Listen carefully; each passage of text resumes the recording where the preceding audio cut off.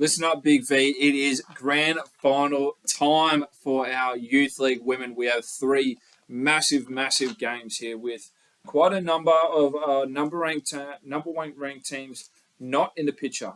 As we see, Keilor hosting Bendigo for our VYC women. Keilor are the 2022 champions, and it is a bit of a different team. We have some players who are playing some high minute prolific roles in this Keilor unit now, who last year I don't even believe suited up. Caitlin Peterson being one of them. I don't think she even suited up in that 2022 grand final, but now she's coming off a 19-point performance last weekend. She's made starting fives. She's very dominant. Zoe Shaw, another one who's coming off a fantastic season. I don't believe was in a starting group or in the group for all that matter last year.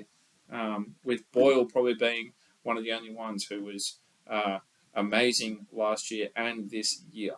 Yeah, I think it's sort of a credit to Keilor's program. They've got a really good program out juniors into their seniors, and I think it goes to show the depth that they've got. That they've got a new group of players who are achieving similar things to what they did last year, and how exciting they could go back to back on their home floor, Ted. Absolutely, yeah, 100%. But then Bendigo on the other side, we've had some insane performances from a number of these girls. Lavinia Cox, in particular, she's had high 30-point games. She's had games where she's filled the stat sheet in rebounds, steals, and assists. She's so dominant. But to pair her with Poppy Blanche and Jessica Smith, this is a serious team to contend for this game. Yeah, and well done to Bendigo as well. I think you look at their not only they've got star players here, but you look up into their NBL 1 program, and they've made the grand final there as well, which is a real credit to Bendigo and the program they're running through their girls program, through their girls at the moment. And I expect them to come in pretty hungry for this. They've worked their way into this from third position, so they've been on the road a fair bit, and they're going to be really, really hungry for this. I actually think that Keilor were the ones who knocked Bendigo out last year too. Wow. There we go. Bit of a revenge game for the Braves. Yeah, 100%. But we'll move on because we have Bulleen and Camberwell. It was second versus fifth, I believe this is. Yeah. Second and fifth. Bulleen finished second. They had a week off last week. And then Camberwell, who finished fifth. A team who we probably didn't expect to finish that far down. They've had an insane season. They were 9-0 before they lost their first game. They've had a fantastic time here, but coming from fifth is a massive performance because they did defeat Eltham last weekend, who went 22-0.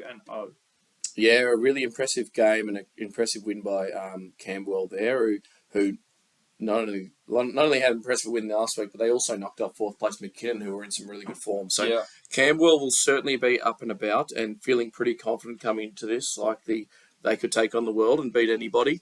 But, let's not take anything away from Bulleen, who have also been in second position and then got a nice, I believe it was about 11-point win over Wyndham as well, which is no easy feat. And the name that stands out for me for Bulleen, and it's probably going to be standing out for Camberwell's scouting report as well, is Talia Leeson.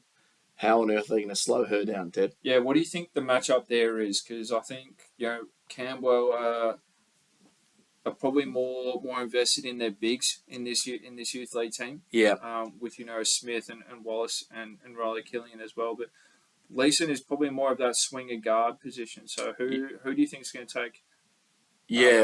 Well, just quickly, Wallace is a guard there, and I actually anticipate that she will have a crack at guarding Leeson using her experience. It's her last year of youth league, I believe. Yeah. She'll use her experience trying to slow Leeson down a little bit. But I actually have a feeling they'll use one of their younger players, Tessa Rumble, who has been on and off in terms of the starting group. But she's a bit of a defensive pest based on what I saw on Saturday night. I have a feeling they might use her to slow her down. Yeah, but the thing with Talia Leeson is you got to slow her down in transition. So it's not always an easy thing to do because she's so athletic. She just gets out and runs and quite often just turns anything into a layup. Well, if you score, you can take away transition. If they go take it out of the basket and inbound the ball a lot more, Yeah. then hopefully that can slow down transition. If they're going to get off misses and turnovers and everything like that, then Leeson can get and go and play erratically and freely in the backcourt. But, Campbell got to put the ball in the basket. For sure. And it'll be interesting what Bulleen will throw, probably Kira Lindemans at Rachel Smith to try and slow her down. She's been in some ripper form. And obviously Riley Killian's back into the fold off the bench. So, the Bulleen will have their work cut out for them inside, but going to be a hell of a game, Ted. Absolutely. Another game that will be very, very close, and we've seen some huge performances here and very tight battles is between Bellarine and Whittlesea. Now, this is 1v2. They've had multiple occasions where it's gone very, very close, with Bellarine finishing on top. Whittlesea have had a bit of an interesting run towards this finals. They did face each other earlier in the finals. Whittlesea did fall short. I believe it was by less than 10 points. 2 points. Yeah, it was a 2-point game, in my understanding, and Whittlesea, that team, which the back end of the year has been super impressive, whereas Bellarine have been consistently good the entire year. Yeah. So I think it'll be a hell of a game, and certainly one you wouldn't want to miss. Now, disappointing for the Whittlesea girls is they've got a clash with their youth men who are hosting on the same night. So well done to Whittlesea on a successful season, but it could just impact that crowd a little bit. But watch your space for Rani Taylor. I anticipate she's going to have a huge game for Whittlesea. Yep. She's an experienced guard. She's just really composed. She controls the pace at which Whittlesea play. And I've got a feeling she's going to have a really, really good game, and she's really going to step up to the occasion. Yeah, I agree. But you say that, but then, Bellarine have Copeland, who is just a dominant force defensively. Yeah. So I don't know what's going to happen here. I think the two of them might match up against each other, two guards. Yep. I think Piper will probably find Taylor in the backcourt constantly. Yeah. And just be harassing and turning her back and forth, left and right all night long. Yeah, and I think it's going to be a really interesting battle, that one. And then all of a sudden you've got so many stars you can throw into this conversation around the Isabella Ryan and the pace that she likes to play at. Indiana Bodley, who can shoot it and is a really good offensive threat.